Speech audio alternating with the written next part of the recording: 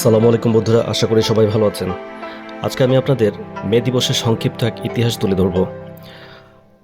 1886 সালের হেমার্কেট দাঙ্গার গল্পটি আসলে 20 বছর আগে শুরু হয়। গৃহযুদ্ধের পর শিকাগোর শ্রমিক ইউনিয়নগুলো প্রচলিত 12 থেকে 14 ঘন্টার পরিবর্তে 8 ঘন্টার কর্মদিবসের জন্য চাপ দিচ্ছিল। এর জবাবে ইলিনয়ে 8 ঘন্টার একটি আইন পাশ হয়, কিন্তু এতে এমন এক ফাঁকফোকর ছিল যা নিয়োগকর্তাদের আইনটি উপেক্ষা করার সুযোগ করে দেয়। তাই 1867 সালের 1 মে শনিবার ইউনিয়নগুলো এই ত্রুটিপূর্ণ আইনের প্রতিবাদে শহরব্যাপী ধর্মঘটের ডাক দেয়। 6,000 শ্রমিক রাস্তায় নেমে আসে এবং সেখান থেকেই প্রতিবাদ ছড়িয়ে পড়ে।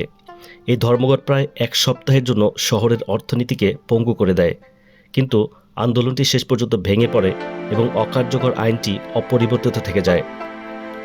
1880-র দশকেও 8 ঘন্টার কর্মদিবসের জন্য সংগ্রাম চলছিল।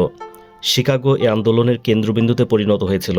হাজার হাজার দক্ষ ও অদক্ষ শ্রমিক, যাদের অধিকাংশই ছিলেন অভিবাসী, 8 ঘন্টা কাজ, 8 ঘন্টা বিশ্রাম আর 8 ঘন্টা নিজের ইচ্ছামতো কাজ, এই জনপ্রিয় স্লোগানে বিশ্বাসী ছিলেন। 1886 সালের 1 মে শ্রমিক নেতারা আরেকটি ধর্মঘটের ডাক দেন।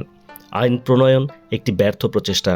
এই বিশ্বাসে ইউনিয়নগুলো শান্তিপূর্ণ প্রতিবাদের মাধ্যমে শহরের অভিজাতদের ওপর তাদের দাবি চাপিয়ে দেওয়ার চেষ্টা করে। সেদিন শিকাগোর প্রায় 35,000 শ্রমিক কাজ ছেড়ে দেন। রাস্তায় তাদের সাথে আরও হাজার হাজার মানুষ যোগ দেয়। 3রা মে পর্যন্ত প্রতিবাদ শান্তিপূর্ণ ছিল। এরপর ধর্মঘটকারী ও পুলিশের মধ্যে দাঙ্গা শুরু হয়, যাতে 2 জন ধর্মঘটকারী নিহত হন। 4 মে পুলিশের সহিংসতার প্রতিবাদে হেমার্কেট স্কোয়ারে 3,000 মানুষ জড়ো হন। সারাদিন শান্তিপূর্ণ প্রতিবাদের পর একদল পুলিশ ভিড় ছত্রভঙ্গ করতে এগিয়ে আসে। কেউ একজন পুলিশের ব্যারিকেডের দিকে একটি হাতে তৈরি বোমা ছুঁড়ে মারে। এতে 7 জন পুলিশ কর্মকর্তা নিহত হন। পুলিশ কর্মকর্তারা ভিড়ের উপর এলোপাথারি গুলি চালালে 4 জন শ্রমিক নিহত হন। বোমাটির দায়ে এখন পর্যন্ত কেউ স্বীকার করেনি এবং আজও কেউ জানে না কে এটি ছুঁড়েছিল।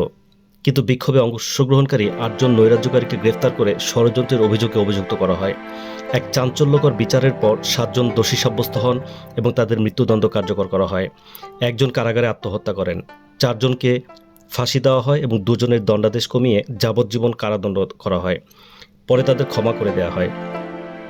হেমার্কেট দাঙ্গা শ্রমিক সংঘ বিরোধিতা এবং অভিবাসীদের প্রতি অবিশ্বাসের এক নতুন যুগের সূচনা করেছিল, কিন্তু এটি আন্তর্জাতিক শ্রমিক দিবস মে দিবস নামেও পরিচিত পালনেও অনুপ্রেরণা জুগিয়েছিল, যা শ্রমিক শ্রেণীকে সম্মান জানাতে প্রতি বছর 1 মে পালিত হয়। এটি বিশ্বজুড়ে পালিত হলেও মার্কিন যুক্তরাষ্ট্রে পালিত হয় না, যেখানে 1940-এর দশকে রেড স্কোয়ারের অংশ হিসেবে এটিকে দমন করা হয়েছিল। বন্ধুরা, আজকে এ পর্যন্তই। কথা হবে অন্য কোনো এক নতুন ভিডিওতে। খোদা হাফেজ।